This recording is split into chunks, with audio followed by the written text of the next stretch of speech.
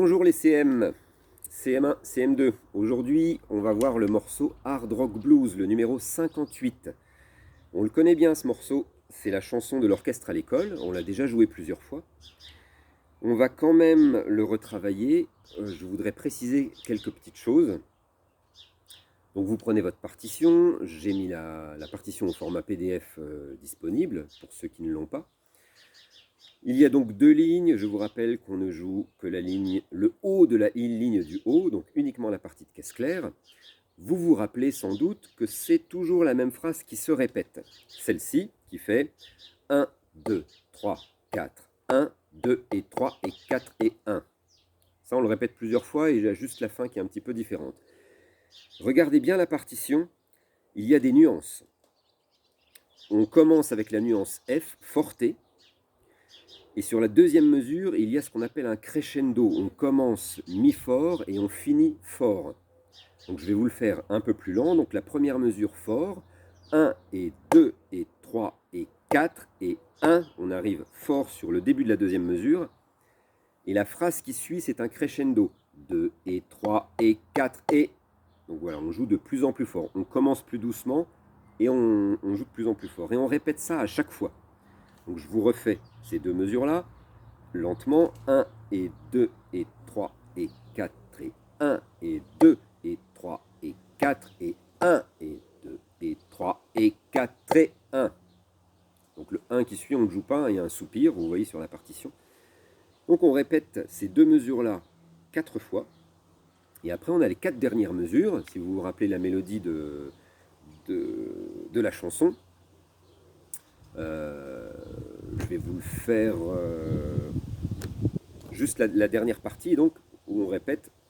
Donc, ti di da da di dam, pa pa pa pa, ti da dim, pam pam, et dim pam pam, et pam pam, pi da dim pam, pa pa pam pam. Et ça, c'est la fin.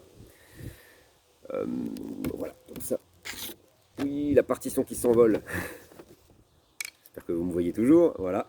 Donc, je vais vous jouer le morceau en entier, au tempo, un tempo de marche.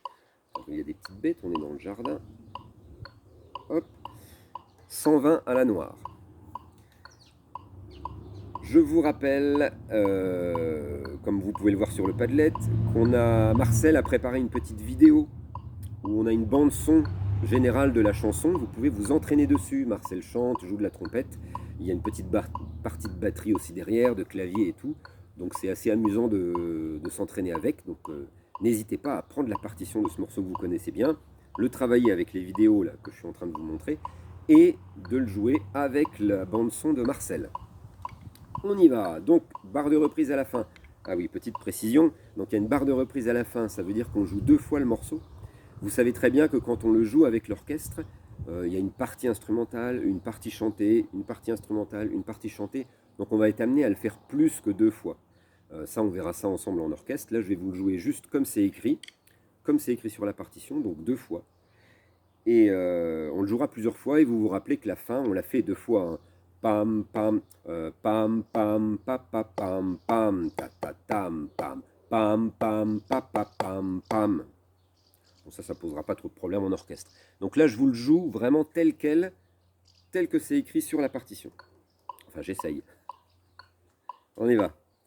1 et 2 et 3 et 4 et 1 et 2 et 3 et 4 et 1 et 2 et 3 et 4 et 1 et 2 et 3 et 4 et 1 2 et 3 et 4 et 1 et 2 et 3 et 4 et 1 et 2 et 3 et 4 et 1 et 2 et 3 et 4 et 1 et 2 et 3 et 4 et 1 et 2 et 3 et 4 et 1 2 3 et 4 et 1 et 2 et 3 et 4 et 1 et 2 et 3 encore 1 et 2 et 3 et 4 et 1 et 2 et 3 et 4 et 1 et 2 et 3 et 4 et 1 et 2 et 3 et 4 et 1 et 2 et 3 et 4 et 1 2 et 3 et 4 et 1 et 2 et 3 et 4 et 1 2 et 3 et 4 et 1 et 2 et 3 et 4 et 1 et 2 et 3 et 4 et 1 et 2 et 3 et 4 et 1 et 2 et 3 et 4 et 1. Voilà. Si vous jouez sur une vraie caisse claire, vous n'êtes pas obligé de faire des gestes aussi grands. Là, c'est vraiment pour vous montrer la différence de nuances dans le crescendo. pour bien faire le crescendo. Et en plus, je joue sur un pad, donc il n'y a pas tellement de volume. Donc j'accentue particulièrement les nuances. Si vous jouez sur une vraie caisse claire, si vous faites des frappes comme ça risque d'être très très fort. Donc allez-y quand même doucement. Je vous souhaite un bon travail et je vous dis à bientôt.